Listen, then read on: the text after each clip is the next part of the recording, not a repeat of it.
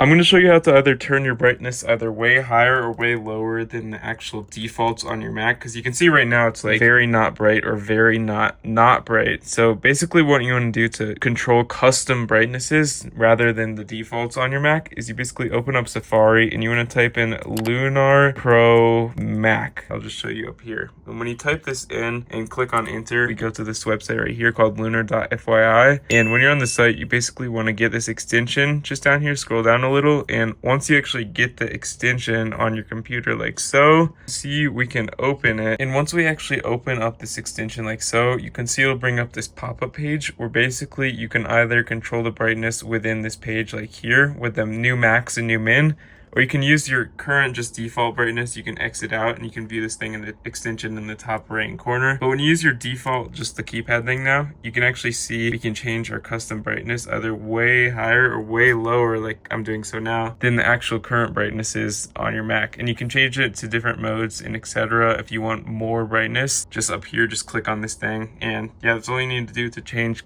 super custom max or min brightnesses just on your Mac. And